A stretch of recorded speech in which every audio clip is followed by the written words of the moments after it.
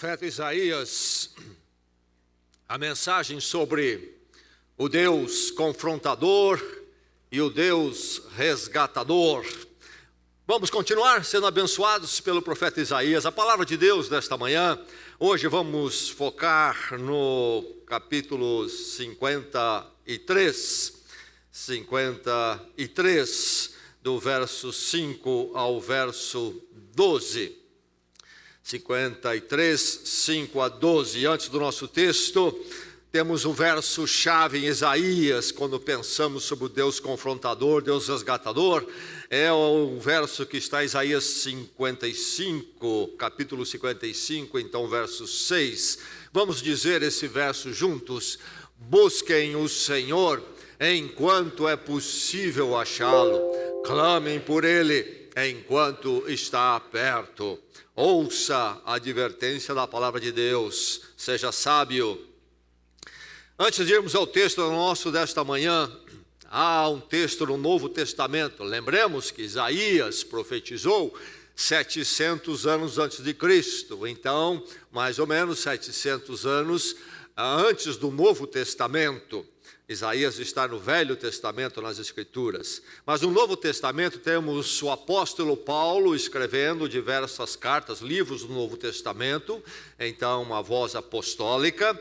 E na sua carta à igreja em Roma, apóstolo Paulo, em Romanos 5, do verso 8 ao verso 9, ele diz assim, ouça: Deus demonstra seu amor por nós. Cristo morreu em nosso favor quando ainda éramos pecadores. Como fomos justificados por seu sangue, muito mais ainda, por meio dele, seremos salvos da ira de Deus. Deus demonstra seu amor por nós. Cristo morreu em nosso favor quando ainda éramos pecadores. Como fomos justificados por seu sangue, muito mais ainda, por meio dele, seremos salvos da ira de Deus. Agora o nosso texto em Isaías 53. Este capítulo 53, o texto dele, na verdade, pertence a um contexto maior, que começa no capítulo anterior, então 52. Veja ali o verso 13. Você trouxe a palavra de Deus, não trouxe? Então vamos à palavra, porque viemos para isto aqui. Espero que a palavra de Deus esteja com você aqui e no seu dia a dia também. O verso 13, então, introduzindo este contexto, este assunto, diz: vejam o meu servo. E continua: agirá com sabedoria, será engrandecido, elevado e muitíssimo exaltado. Então é sobre este servo. Vejam, observem, contemplem, preste atenção no meu servo.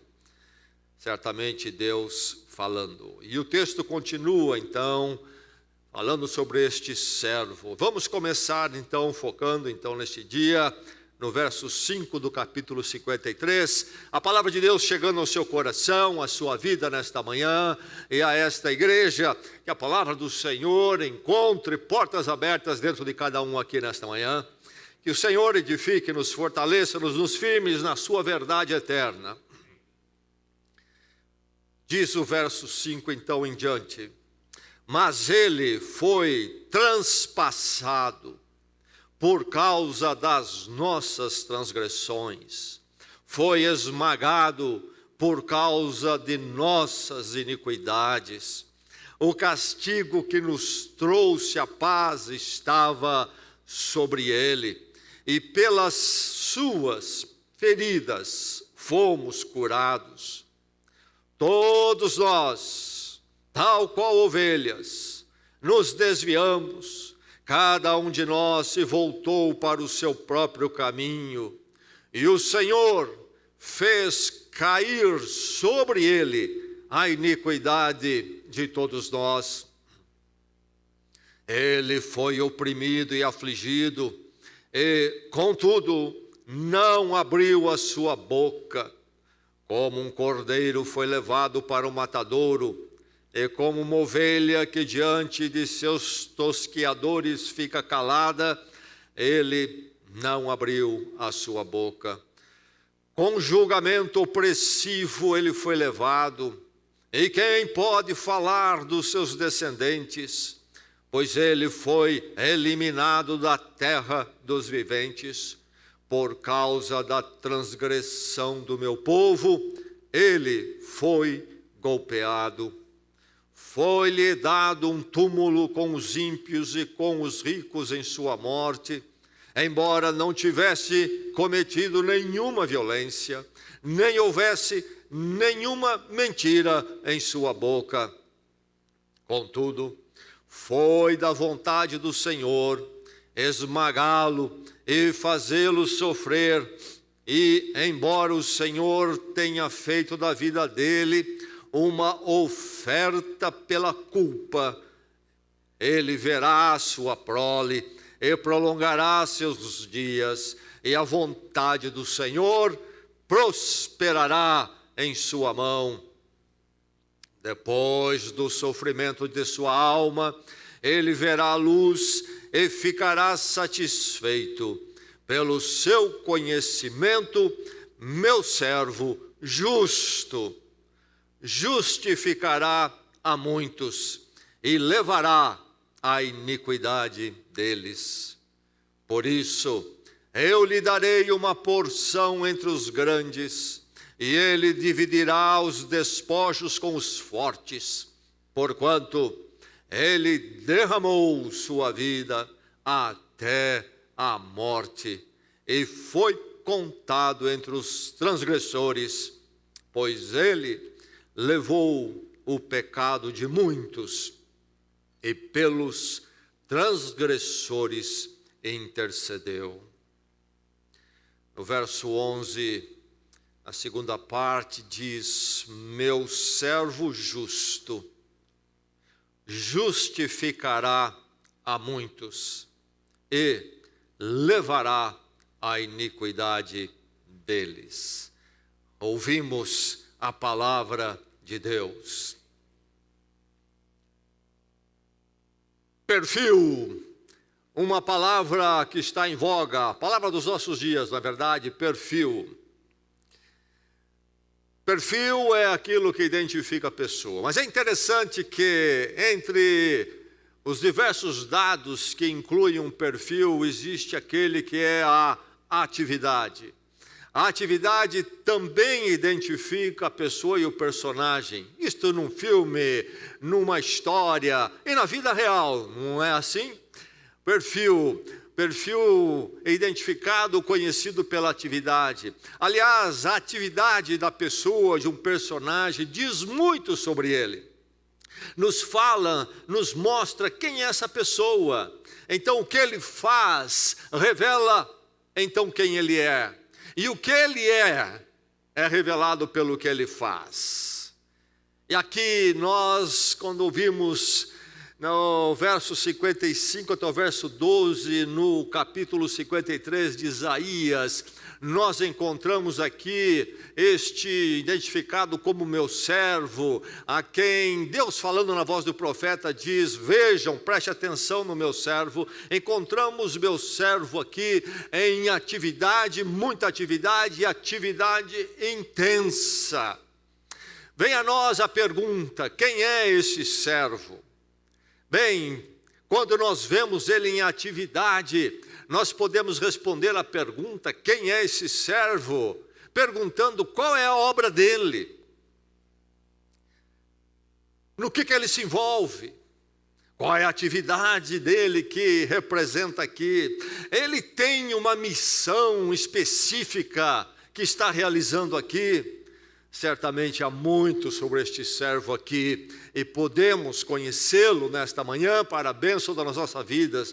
Conheça esse servo nesta manhã e você será abençoado eternamente. Eternamente, eu disse. Pelo que ele faz, ele é revelado. O que ele faz revela também o que nós somos. Impressionante.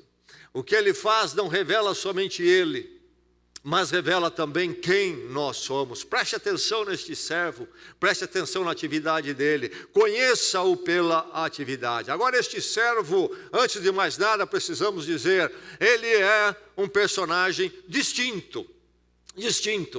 Seria este servo o profeta? Seria Isaías que está falando? Seria este servo o povo de Israel? Certamente que não. No verso 8, poderíamos apontar diversas razões, mas apenas uma para mostrar como ele é distinto.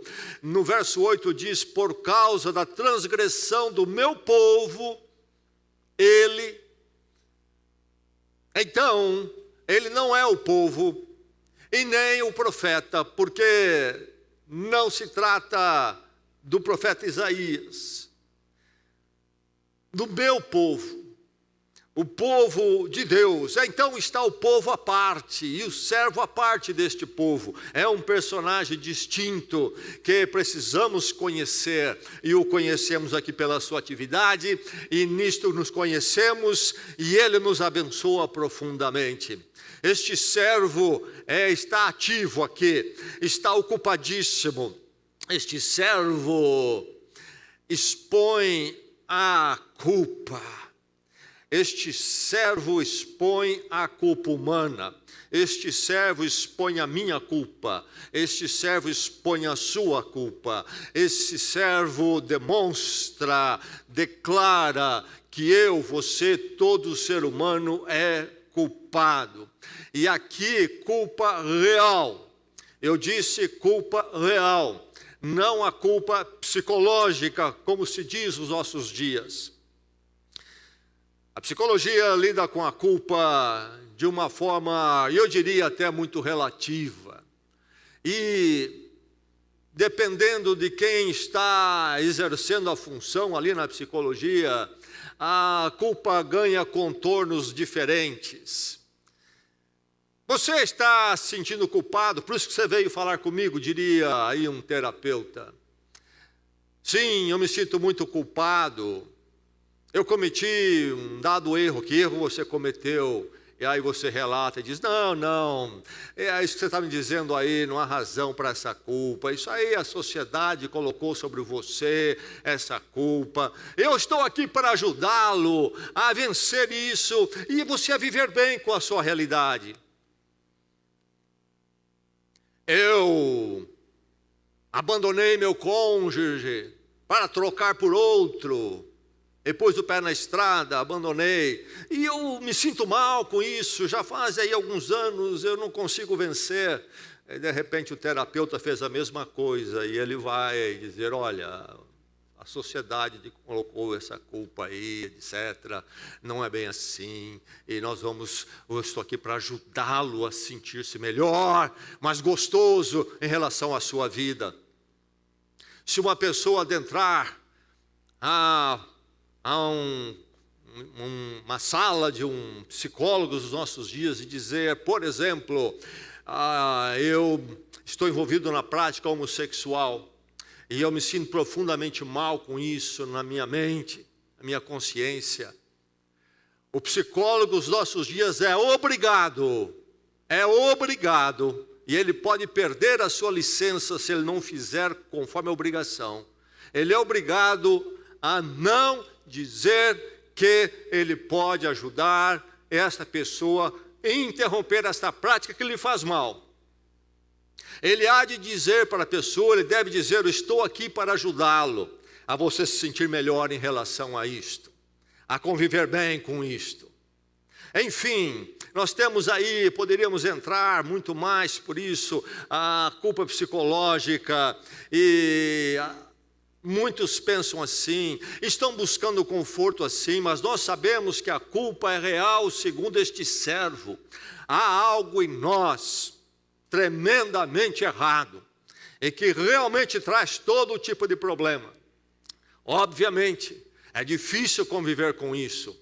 E então buscamos muitos subterfúgios. Um deles é a negação. Esse é o caminho mais comum, negar a culpa.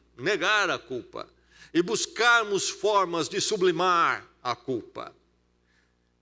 E nós já tornamos tão hábeis nesse jogo muitas vezes que somos profundamente autoenganados e por isso nós não chegamos a uma solução. Mas o servo vem exatamente para nos trazer a realidade, a culpa real, trazer à tona isto. E isto então quer dizer que ele vem para nos trazer um profundo incômodo. Visitei a sua igreja e me senti tão bem. Eu não sei se eu me alegro ou se eu me entristeço. Porque eu gostaria muito que primeiramente você se sentisse muito mal. Muito mal. Doente que não sente a dor, não busca o médico. Doente que nega a doença, não busca a cura. Doente que não conhece a sua enfermidade, não quer ser tratado. É preciso expor a culpa. A negação comum não resolve. Colocar o tapete por cima não adianta. Está lá embaixo borbulhando. E se ela é real, isto quer dizer que há um problema seríssimo diante de você. A eternidade está diante do nariz, a qualquer momento pode chegar. E mais, mesmo que a sua vida se prolongue, que tipo de pessoa e que tipo de anos você vai viver nessa condição? A culpa é exposta. Exposta de forma repetitiva, tremenda, enfática. A nossa iniquidade aparece duas vezes, no verso 6, no verso 11, iniquidade, iniquidade. No verso 5 é dito que nós somos pessoas de transgressões e iniquidades. No verso 7 fala sobre a nossa transgressão. E o verso 8 novamente, transgressão. No verso 12 temos duas vezes no plural, nós sendo identificados como transgressores, duas vezes no verso 12. E aí então está colocado de forma patente a verdade que nós somos culpados. Como ser mais enfático do que isto? Como expor de forma mais clara do que a palavra de Deus faz aqui? Este servo, então, na sua atividade, na sua obra, expõe, escancara a verdade da nossa culpa. E uma culpa universal. Não é minha apenas, não é sua apenas. Nós precisamos entender a aplicação dela pessoalmente e não nos preocuparmos primeiramente com a culpa do outro. Mas precisamos entender que ela é universal para entendermos que nós também temos a nossa. Diz o verso 6 que caiu sobre ele a iniquidade de quem? No verso 6. A iniquidade de todos nós. Todos nós, não a iniquidade de alguns, não a iniquidade daquele camarada que trabalha comigo, que eu acho que ele é um salafrário, etc. Não a iniquidade, sim, dos políticos em Brasília, não a iniquidade daqueles que estão ali na mídia, a iniquidade de todos nós.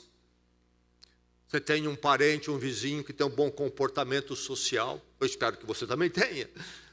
E a sociedade diz, está bem, nenhuma polícia bate na porta dele. Ele tem culpa. E alguém diz, sabe, só falta ele se converter. Falta tudo.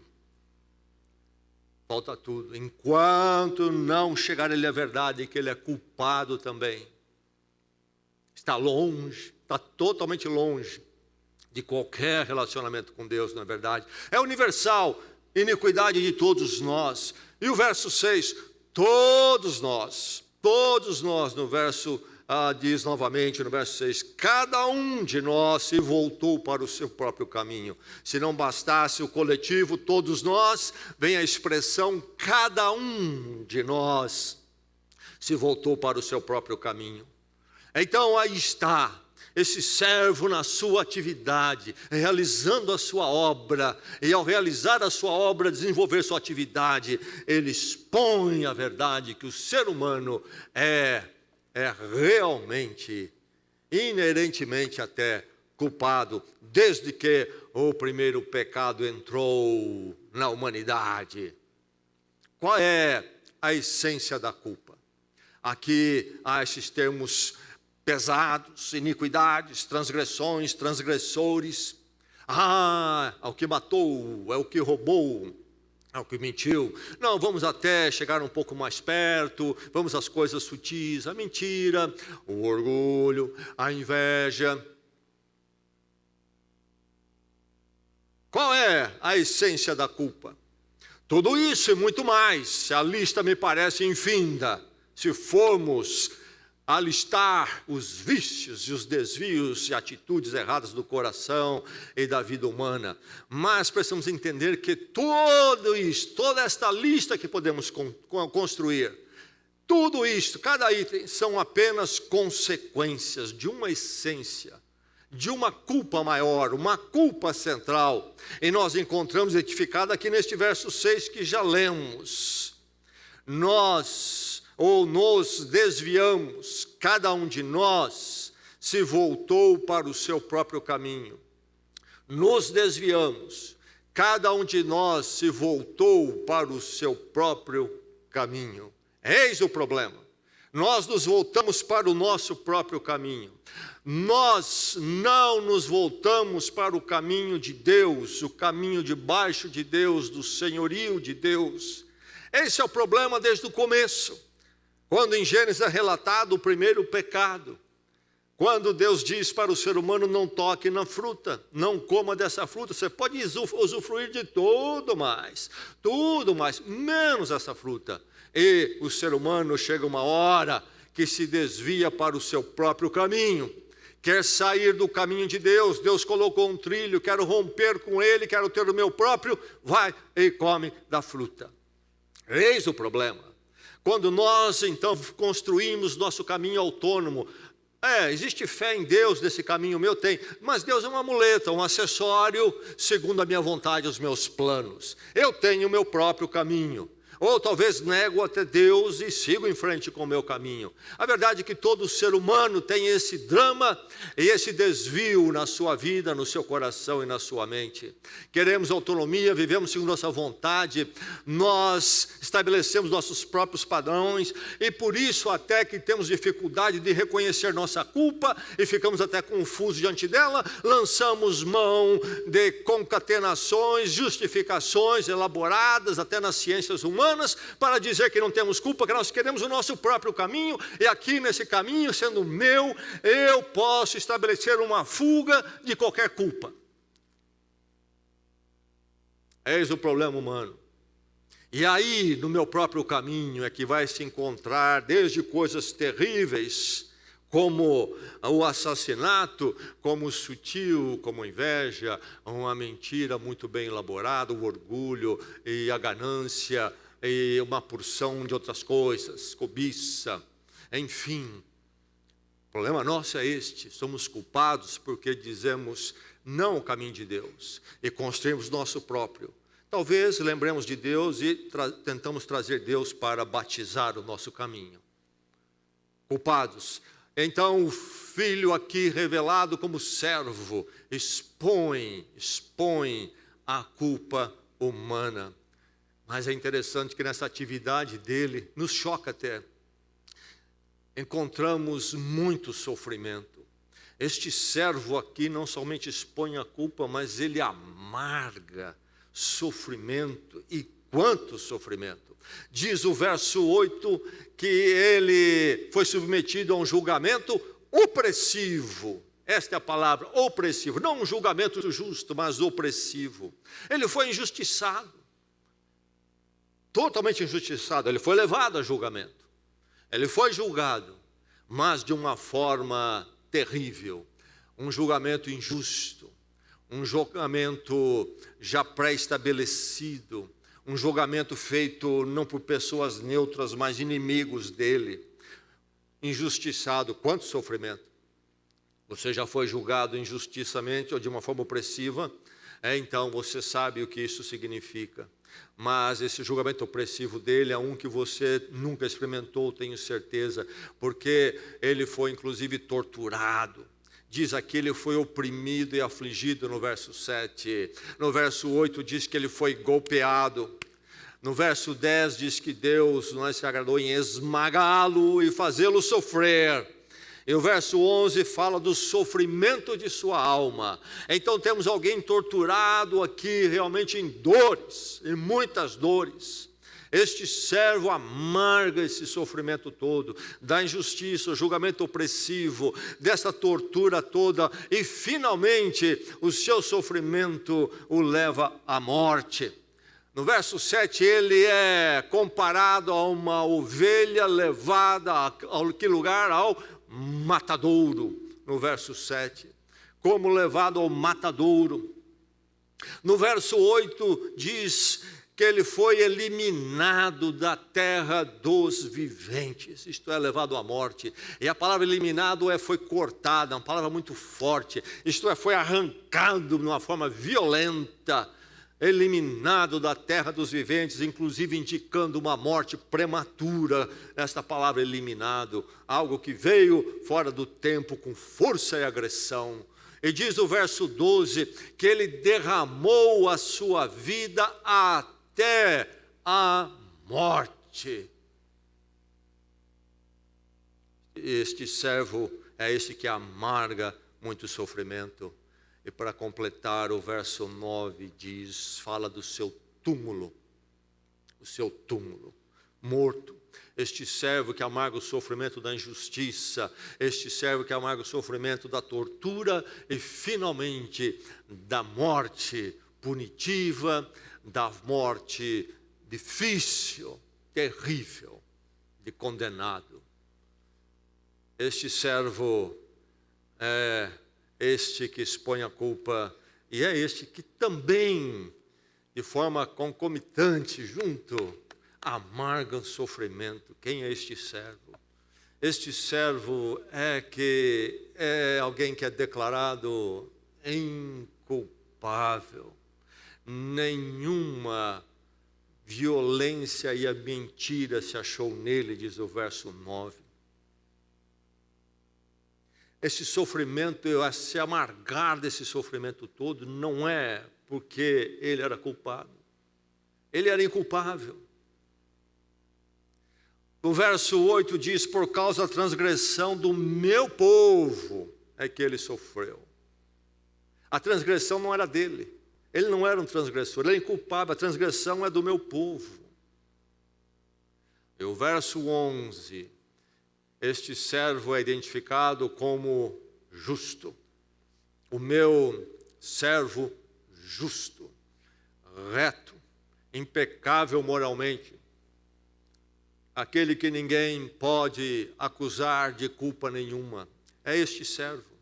Este servo declarado inculpável na sua biografia, no seu currículo. Deus é quem fala através do profeta, porque diz o meu servo justo. Quem é justo a não ser Deus, não é verdade? E quem é justo entre nós? Perfeitamente justo. Somente Deus é justo, mas este servo também é justo. O meu servo justo. Quem é este servo? Esse servo tremendo que expõe a culpa. É este servo que amarga tal sofrimento, mas que em tudo isto ele é declarado inculpável. Este servo é este que vem nesta função, nessa missão de tomar o lugar de outrem. Este servo é aquele que substitui, e substitui plenamente, de forma total, substitui plenamente. Ele foi transpassado por causa das nossas transgressões. Você percebe a substituição aí? Você percebe ele tomando o lugar do culpado, transpassado por causa das nossas transgressões, diz o verso 5. E o verso 5 diz ainda, o castigo que nos traz a paz estava sobre ele. O nosso castigo sobre ele. Que substituto tremendo, surpreendente. No verso 6 diz que Deus fez cair sobre ele a iniquidade de todos nós. A iniquidade de todos nós foi jogada totalmente sobre ele. E o verso 8 diz: por causa da transgressão do meu povo é que ele sofreu. Por causa da transgressão do meu povo, o sofrimento dele é causado pela minha transgressão e a sua. O verso 12 diz que ele levou o pecado de muitos, isto é, ele carregou o pecado de muitos. Não o pecado dele, mas o pecado de muitos. E o verso 12 conclui dizendo: pelos transgressores ele intercedeu.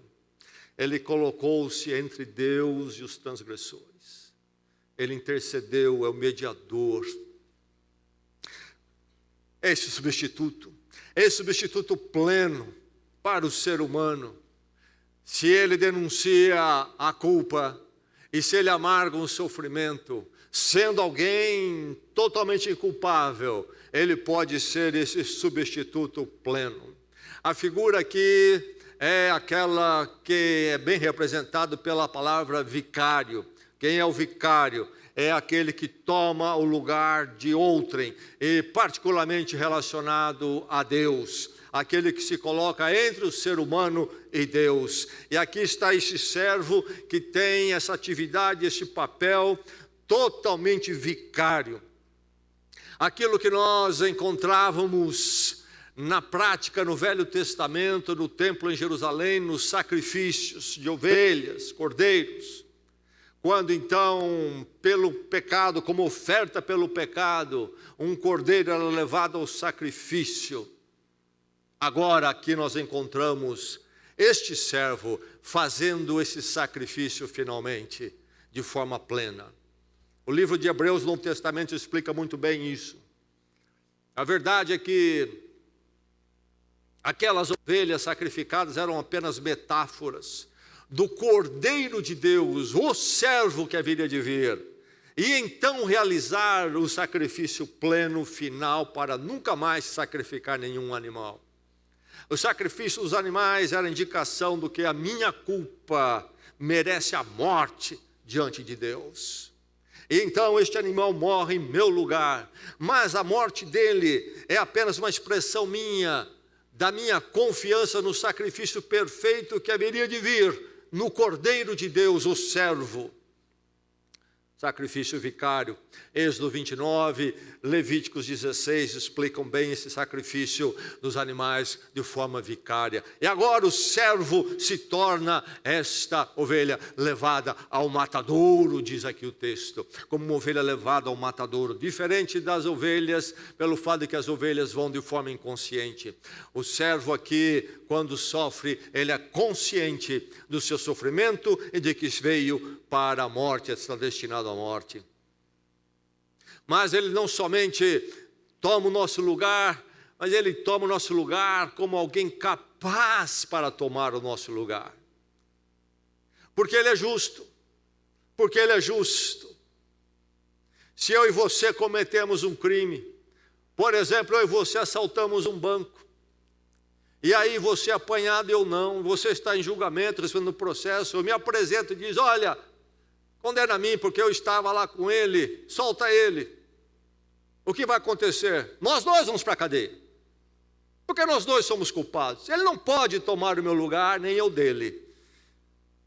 A verdade é que todo esse sofrimento que ele amarga, ele o faz porque ele é inculpável, ele é justo, ele pode tomar o nosso lugar.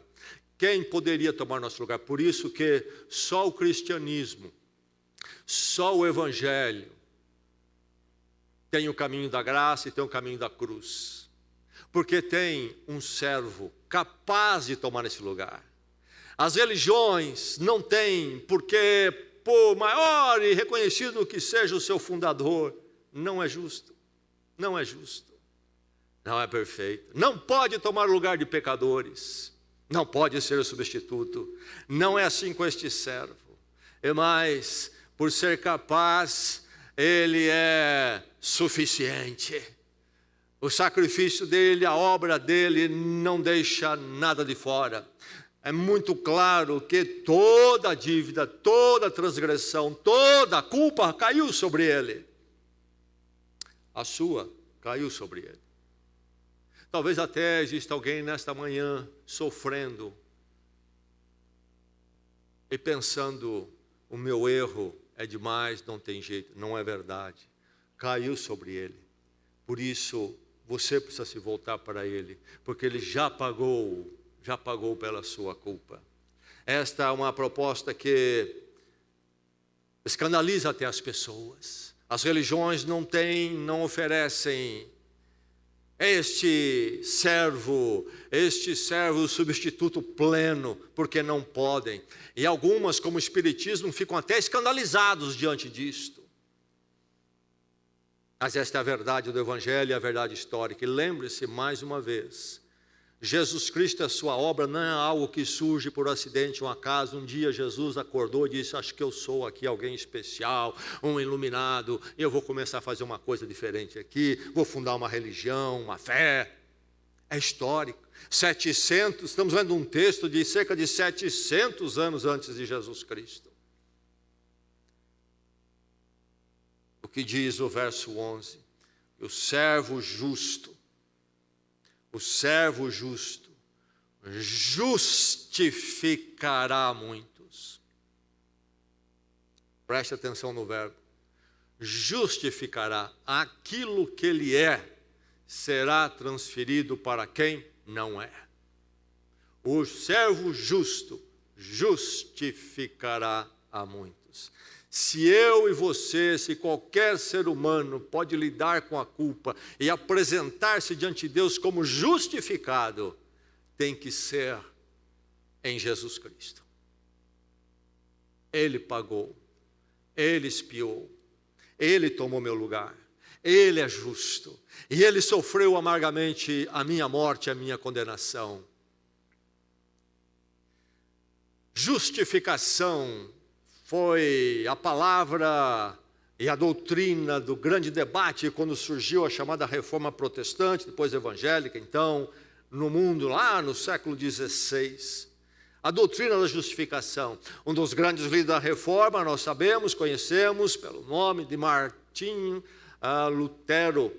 E ele afirmou que justificação é o artigo pelo qual a igreja permanece ou cai. Aí que está o que da questão. Justificação é o artigo pelo qual a igreja permanece ou cai. Deixe-me dizer algo triste aqui para nós essa manhã. Eu creio que a maior parte da pregação chamada evangelho em nossos dias ignora a doutrina da justificação. Essa palavra até nunca nem ouviram falar. Não se fala. Porque envolve culpa, envolve sacrifício. E as pessoas estão buscando nas igrejas algo diferente. Algo que nos faça sentir melhor. Uma versão gospel de uma psicologia. Vamos trabalhar aí nos nossos próprios caminhos, Jesus, etc. Há uma ignorância sobre justificação. É urgente que nós entendamos isto.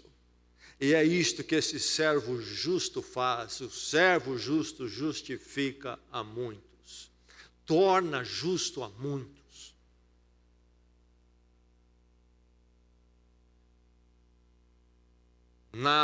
No debate histórico, os protestantes entenderam e entendem a justificação da seguinte forma. A forma judicial, no julgamento. Nós fomos julgados em Cristo. Ele tomou a nossa pena. Morreu em nosso lugar. Por isso somos declarados justos. O pensamento católico romano abraçou uma outra visão. É que, na verdade, em Cristo, através do batismo, primeiramente, nós caminhamos numa peregrinação de justificação. Não somos declarados justos. E aí, então, somos de Deus, e Deus começa agora a trabalhar o seu Filho em Cristo e aperfeiçoá-lo, santificá-lo. Não. nós precisamos peregrinar e crescer nessa justificação, é processual. Tem um começo, sim, mas é um processo. E aí então, a justificação que é dada, que é graça de Deus, é dádiva imerecida, porque Cristo toma o nosso lugar. A graça para o pensamento católico romano é algo que é chamado de infusão. A graça é infundida, isto é, colocada em nós, e agora nós precisamos trabalhar a nossa salvação. Como nós sabemos, como já é esperado, que ninguém parte deste mundo perfeito e zerado, o que fazer? O que fazer? Até vou fazer um parênteses, no Espiritismo encontrar uma solução, reencarnação. Quantas vezes? Não sei. Vai voltar aí para sempre. Parece que, se no meu caso, eu voltarei aqui eternamente. Quem parte perfeito desta vida? É um segundo para nos tornar culpados de nossos pensamentos, ou não é? Mas a Igreja Católica criou o purgatório. Um lugar de muito sofrimento. Um lugar onde nós temos que purgar tudo o que nós somos. A graça é isso aí. Porque não há essa justificação declarada. O pensamento evangélico protestante não fala em graça infundida, por isso fala em graça imputada. É nos dado plenamente. Somos justificados, somos justificados. Aí está o servo. Aí está o servo em atividade. Conhecemos muito dele. Mas a maravilha é que nós conhecemos muito de nós e para nós. De um lado, sim, nós nos conhecemos de verdade, como somos fracassados diante de Deus.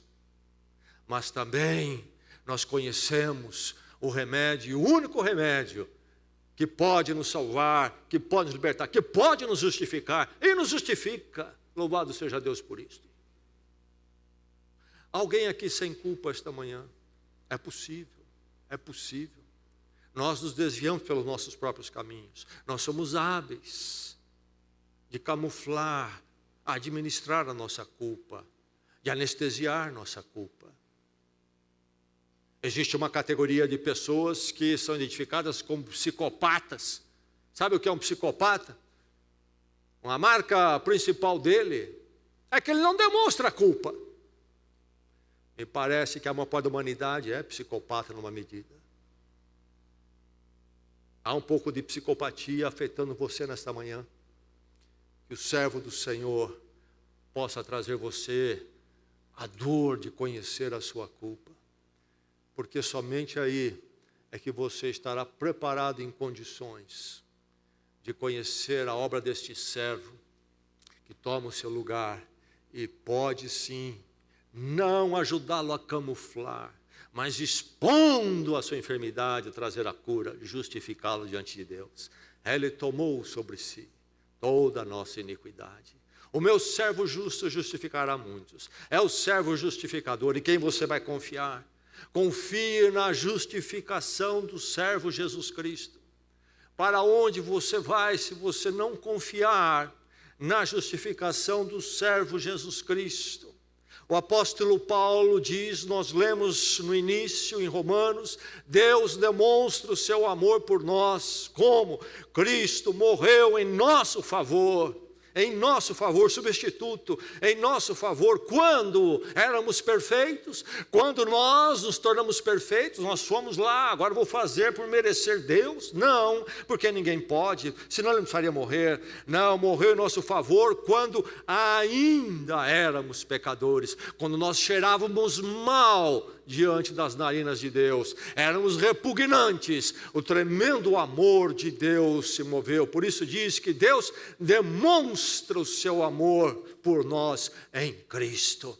Se você encontrar o seu amigo, talvez você dê um abraço nele, ele é do seu tipo, está bem arrumadinho, está cheiroso, mas quando você passar pela calçada da cidade e você cruzar com aquele mendigo que não toma um banho há 30 dias, carregando coisas imundas, e o cheiro é forte, é possível que você até cruze a rua e vá para outra calçada. não vai dar abraço nem chegar perto.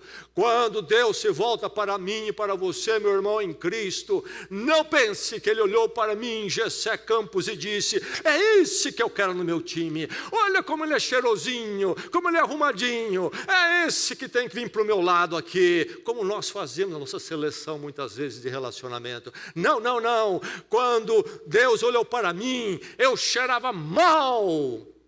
Eu era repugnante aos seus olhos, era transgressor, era portador de iniquidade para um Deus santo, onde não há o menor vestígio de iniquidade. Mas Deus demonstra o seu amor por nós. Cristo morreu em nosso favor quando ainda éramos pecadores. E ele continua, o apóstolo Paulo, como fomos justificados pelos nossos méritos, porque nós nos tornamos perfeitos. Eu passei a fazer tal e tal obra de caridade, eu passei a cumprir isto na religião. Não, fomos justificados por seu sangue. E toda vez que eu vi a expressão a sangue de Cristo, não fica pensando em sangue, realmente ele verteu o seu sangue, mas a expressão seu sangue é porque a vida se foi, aquela hemorragia toda levou a sua vida. Fomos justificados por seu sangue, por sua morte.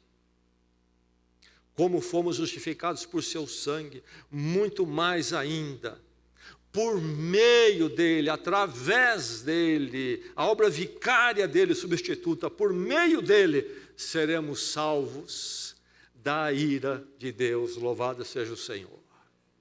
Nunca mais culpado, nunca mais devedor, porque Cristo morreu por mim. Eu um pobre pecador, pela graça de Deus em Cristo, posso me apresentar a Ele, estar com Ele para sempre, como que justificado. E agora, a vontade dEle se aperfeiçoa na minha vida, dia após dia, e finalmente estarei como devo ser na presença dEle na glória. Toda esta obra, essa atividade do servo, seria algo que nós fizemos. Quem é que fez isto? Nunca se esqueça que essa obra toda do servo, essa atividade dele, representa o que? A soberania de Deus. Foi da vontade de Deus esmagá-lo. Cristo foi à cruz pela vontade de Deus, meu irmão. O apóstolo Paulo diz que é a graça de Deus, a vontade de Deus. Por que Cristo foi colocado na cruz? Bem, porque os judeus pediram. Por que ele foi colocado na cruz? Somente porque os judeus pediram, disseram crucifica-o, crucifica? Não, porque os romanos que estavam no poder concordaram e permitiram. Cristo foi à cruz por causa dos judeus, foi à cruz por causa dos romanos? Sim, mas é muito mais. Aqui nós conhecemos a atividade do servo. Ele foi à cruz não somente por causa dos judeus, não somente por causa dos romanos, ele foi à cruz por causa de mim. Sou transgressor e pecador. Então ele foi uma vítima? Não. Ele foi por causa dos judeus à cruz, por causa dos romanos, por causa de mim, mas porque Deus assim quis fazer por nós. Ninguém o colocaria na cruz se não fosse o amor de Deus se movendo nele. A vontade de Deus quis esmagá-los. O Senhor fez dele o que diz o verso 10? O Senhor tem feito da vida dele uma oferta pela culpa. Ele foi uma oferta pela culpa, ele foi substituto vicário, porque Deus ofereceu por nós. Lembre-se sempre que não é a sua vontade, a sua grandeza, mas Deus nos amou, diz o apóstolo Paulo, quando ainda éramos pecadores. O Senhor fez cair sobre ele a iniquidade de todos nós. Não foram os romanos que o crucificaram, os judeus pediram, e eu então também sou culpado? Sim, sim, mas Deus é que oferece em sacrifício. O Senhor fez cair sobre ele a iniquidade de todos nós. O verso 10 diz que é tudo vontade de Deus. Aí está esta obra, este servo em atividade, tremenda atividade, mas na soberania de Deus. E por isso que este servo vence e vence eternamente. Vence e vence eternamente. Diz o verso 11, ele justificará, o meu servo justo, justificará a todo mundo? Não, a muitos, a muitos. Deus oferece para nós Jesus Cristo na cruz, o servo sofredor. Mas poderia ser que isso aí seria um tempo perdido, não é mesmo? Ninguém se voltasse para ele. A humanidade toda continuasse seu caminho. E pronto, tempo perdido, obra fracassada. Não, é uma obra divina, justificará muitos. Deus, ao efetuar toda esta obra no servo, a fez não para dar em nada, mas na vontade dele ter resultados maravilhosos. Ele vence eternamente. Depois do sofrimento, diz o verso 11, ele verá a luz, o servo verá a luz e ficará satisfeito. Depois do sofrimento. E aí nós já estamos percebendo aqui que o sofrimento terrível que envolve um túmulo e leva ele até a morte, não é a palavra final, há um depois. Nós conhecemos pelo Evangelho e chama-se a ressurreição de Jesus Cristo. Ele verá a luz e ficará satisfeito, porque o grande sofrimento resulta numa grande obra, uma obra vitoriosa. A morte não é a derrota, a morte e o sofrimento é uma base para uma grande vitória posterior. Diz o verso 12 que este servo dividirá os despojos com os fortes, usando a figura da guerra. Antigamente, quando o exército conquistador pegava os despojos que pertencia ao inimigo derrotado e dividiam. Ele vai dividir os despojos do inimigo. Tudo aquilo que o diabo fez na minha vida e na sua, ele vai tomar para ele, porque ele nos conquistou. Somos dele eternamente, ele vence eternamente. Ele verá a sua prole, diz o verso 10, e prolongará os seus dias. Ele foi cortado da terra dos viventes, é dito. Mas diz que ele prolongará a sua prole. Como é que explicamos isso? Explicamos isso porque ele justificará muitos. Ele verá a luz e ficará satisfeito. O resultado, somos a sua prole, somos os seus filhos. Prolongará os seus dias. E o verso 10 diz, a vontade do Senhor, a vontade do Senhor, a vontade de Deus, prosperará em sua mão. É uma obra que tem a prosperidade garantida. É uma obra que vai avançar e avançar eternamente. Aí está o servo em plena atividade. Quem é esse servo? É o servo justificador. É aquele que pode me justificar, pode justificar. Você precisa da justificação de Cristo, do servo, imediatamente, urgentemente. Não brinque com isso. Cuidado com a correria da vida, que pode se tornar um paliativo e vai você amortecer e a fechar os olhos para a sua necessidade eterna e urgente. Cuidado, peça a Deus, ó Deus, eu sou um desses que anestesiei a minha culpa. Incomoda-me, Senhor. Leva-me a ver Cristo na cruz por mim, na cruz ver quem eu sou. Leva-me, Senhor, a um peso da minha culpa, para que eu possa ter a humildade suficiente de buscar a cura em Cristo, ser justificado nele. Que Deus faça assim na sua vida. Houve um programa no passado, não sei se está em atividade ainda, chamado Evangelismo Explosivo. Era um programa para se compartilhar o Evangelho, Cristo com aqueles que não conhecem o Evangelho, a justificação em Cristo. Então, o programa ensinava como você fazer isso de uma forma sábia, de uma forma eficaz, etc. Mas é interessante que uma das abordagens que o programa colocava era você fazer uma pergunta simples para alguém, até com uma conotação infantil. A pergunta seria esta: quando você estiver diante da porta do céu, e lhe for perguntado, dê uma razão que justifique o seu direito de entrar aqui, o que você vai responder? É infantil, mas podemos dizer que isso, de uma certa forma, estará ainda diante de nós, todos nós. Quando você chegar à porta do céu, e você for barrado, como todo mundo será, hipoteticamente, mas ativamente aqui, ele for perguntado, dê uma razão que justifique a permissão para você entrar aqui. Qual é? O que você vai dizer? O que você vai dizer?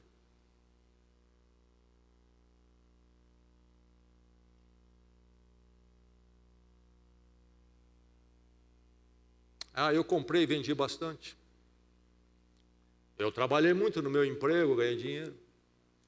É porque eu me casei e tive filhos. O que você vai dizer?